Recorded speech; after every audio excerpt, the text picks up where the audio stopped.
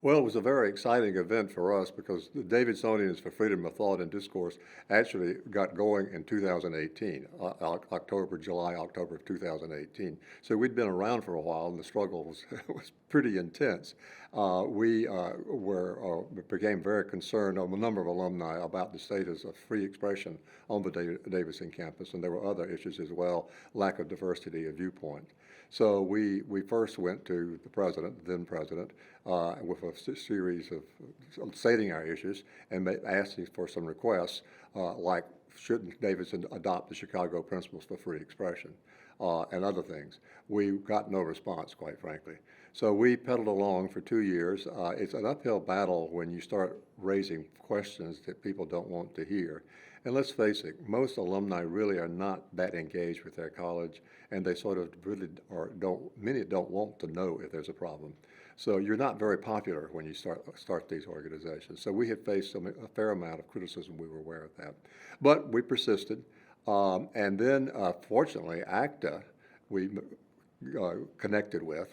We needed some facts. We were basically basing our argument there was a problem with freedom of expression and viewpoint diversity on anecdotes. So we first asked ACTA and another research firm to do a survey of our major donors at Davidson. What was their perceptions? Are there any real problems? Well, this was in October of 2021. Yes, they said yes, there are. There was a large body of donors who were dissatisfied with the direction the college was currently taking. We felt getting students was even more important. At that time, Davidson had not been in the FIRE, the Foundation for Individual Rights and Expression, had not been in the annual FIRE surveys. So we paid for ourselves, but independently had commissioned a survey of Davidson students, just like the one that FIRE does. And then once again, ACTA stepped forward and did the research of the results and wrote the report. And that really brought home the news that over 70% of Davidson students speech suppress. Large groups, 60% or more, are fearful of expressing their views, disagreeing with a professor in class, disagreeing in a writing assignment. Most importantly of all, something over 70% are fearful of social media and what their peers, their students will do if they say anything that's out of line with the norm.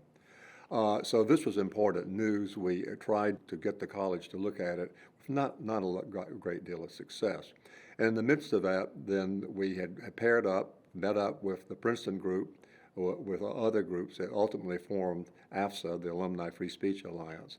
And we were actually mentioned in a Wall Street Journal article, Davidsonians. So that was a nice break for us that we got some national attention. And people at Davidson began to take notice of us.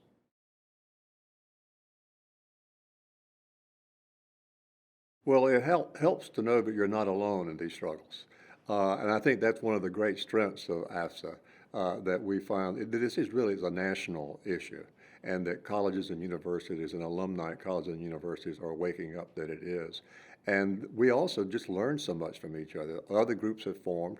Quite frankly, as best I can tell, Davidsonians, it was an early one of these, and I think we've been helpful to a number of other colleges and universities forming such groups. And we've learned what it takes to be effective, not that we have been totally effective so far. I'll just add that the president who was there during the last 10 years decided to move on, would have anyway. It was time she's moving on to a different challenge in her career. So we were pleased that there was a search for a new president. We played some role in that, not on the committee, not as much as we would like, but we were very pleased with the choice of the new president, and we have high hopes of being able to work with him on these issues, the free expression and diversity of viewpoint. Well, I think learning from each other is really important. AFSA is very helpful to new organizations that are springing up on campuses. You know, it's difficult starting up something from scratch, particularly something that's not going to be popular. It takes a lot of courage to do this because let's just face it, the colleges really don't want to hear that there's a problem. Alumni are supposed to be quiet and give. Not raise questions. So it's important to have a support group. That's what we are for each other. There's expertise that we're able to lend each other. And then ACTA and FIRE, the Foundation of Individual Rights and Expression, also provide us great services in building services for our members. Well, the main one, quite frankly, is freedom of expression, and that this is simply Davidson is an old college, 1823. I'm about that, and it's a very strong liberal arts. Has a long tradition of being, frankly, an elite Southern institution, high standards and so on. And it's a liberal arts education, and liberal arts is all about learning to think critically, to deal with problems that you may not have been aware of, to confront and be able to debate people with whom you disagree civilly and so on. All those things are the very hallmark of what's given Davidson is tradition of excellence. And that's disappearing if students are afraid to speak their minds, if they're afraid to get into honest debates about confrontational issues, if they're fearful of being shouted down. That's just simply not the way that you can educate people. So that's a major one. And then the other one is viewpoint diversity. Most colleges and universities, let's face it, are very much to the left. And incidentally, I myself personally am a middle-of-the-road person. You know, my liberal friends call me conservative. My conservative friends call me liberal. So this is not about conservative, but we do feel that the college is very biased to the left. And that's not healthy, and we need a range of debates and voices represented. So one of the things that we will be working on in the new administration is to increase the diversity of speakers that are brought in, and to be sure that they're dealt with respectfully when they come in, and not shouted down. We had a really great collaboration with ACTA when, as I said, we did the two surveys, the donor survey and then the student survey. Both of those surveys were conducted by professional survey firms that really know this stuff, know how to do it. But it was important to us that we have an independent analysis, so that it wasn't Davidsonians for freedom of speech, especially say this is the way. We need an independent voice analyzing the data and then producing a report that would be respected because of its independence. So the staff at ACTA and with Michael Poliakoff, the head of ACTA, personally put a lot of time, particularly into the donor survey and then the student survey as well. They analyzed the results and then produced really lovely reports that I think had a good response. I think first read our stuff, pay attention to it, and encourage others to, hey, look, there seems to be something real going on here. Because that's the first thing you face is sort of denial that there's no problem here. We're still told that, no longer really at the college so much, that this is not a problem. I was told that when I started. So we got the data. Well, it is a problem. So alumni can be very helpful if they will read what we're saying and then share it with others and speak with professors and administrations that, look, there's a problem here. That's one thing they can do. Two is they can give. So far, we have been operating until just now, we have been operating totally with a volunteer board. And let's face it, we're all getting up in our years as volunteers, and we have many other obligations to do. So we know that we have to have staff to really carry this forward. So we have just at Davidsonians for Freedom of Thought and Discourse have just hired our first staff person, a managing director, who set up an office, opened an office, and that costs money. Speakers, if we're to bring speakers on campus, we need substantial support for that. So alumni can also make donations. At Davidson, as I believe I said earlier, we started out by trying to persuade the college to adopt the Chicago principles of free expression. After 3 years of effort and generally in silence from the administration, last November 2021, the then president, did appoint a small task force to draft a Davidson statement, and the group did that. One of the members is a board member of DFTD, which I think was a very good thing. There were 2 students involved, 2 faculty members, an alumni, and a board member involved. They produced this last November, but there's been no action on this statement yet. The board we've asked repeatedly. This thing has no standing if the board doesn't formally adopt it, if the faculty doesn't formally adopt it. So in answer to your questions, we have done a petition. We've been petitioning the board and asking alumni to sign the petition for formal adoption. So that's the first thing that we ask our would-be or potential supporters to sign the petition. And that number is growing and growing and growing. I think also, particularly for donors, to express their views, their concerns to the giving officers And when they see, if they know board members, to talk with board members, and many of the major donors do know board members, to talk with board members that there is a major problem here. And then, as I said earlier, giving money is really important because we can't continue this along without staff, and staff takes money. Well, that's a big question.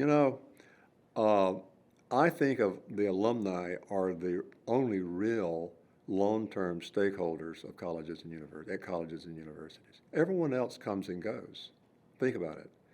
Administrations are sort of 10-year things. Board members are on for 8 years and are gone. Increasingly, even faculty. So now the trend now is so many faculty are there for 3-year stints and they're gone. So there's no one with any real long-term commitment but alumni have that. They themselves, they spent 4 formative years of their lives there, more if it's a university and they graduate work. They have children who went to Davidson and then, or wherever, and then grandchildren now. So they are real stakeholders. And I think that it's important that they see themselves as that and exercise their rights as stakeholders. And they can do that by participating in causes like DFTD.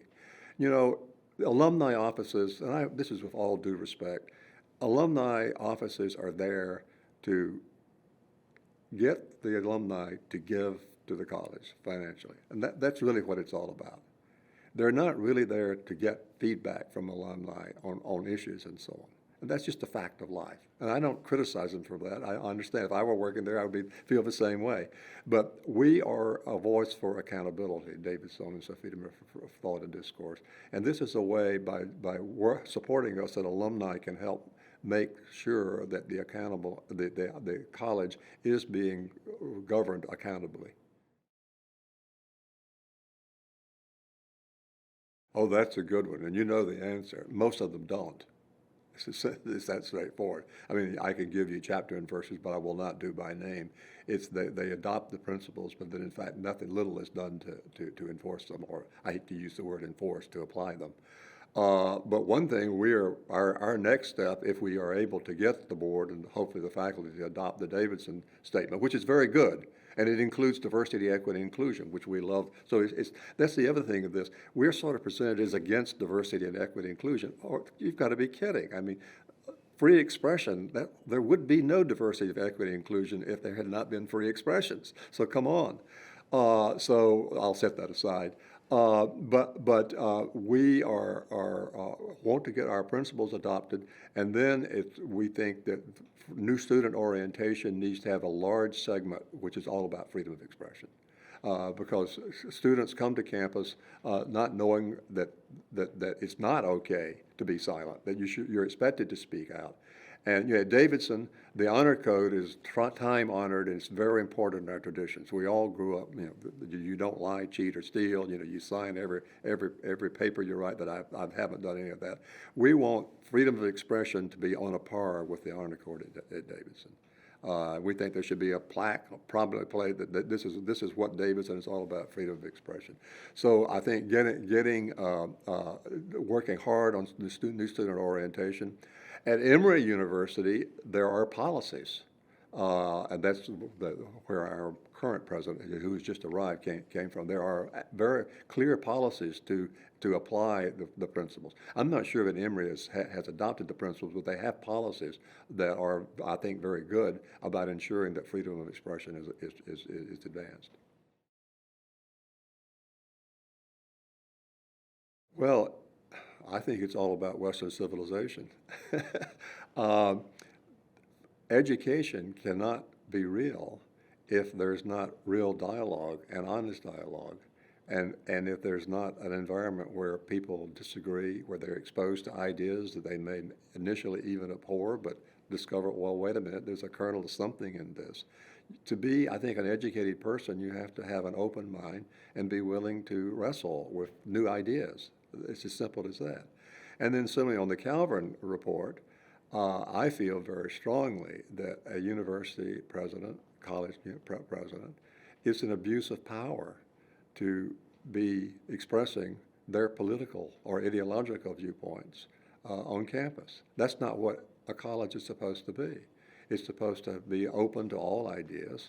Some of them may be abhorred, and they will lose. I'm confident of that, very confident of that. But it really is, too many of our institutions have lost the core of what they're supposed to be about, in this case, education, and begun on other missions like ideological drives and so on. And that shouldn't be. That's not what the college is about. If it steers far from its core purpose of education, it will lose. I care deeply about my country, and I'm very worried about its future. And the one thing I felt that I could do in my retirement, where I could make a real difference, was at my school, and to do something about it. I know it's just one small step, but I felt I could make a difference.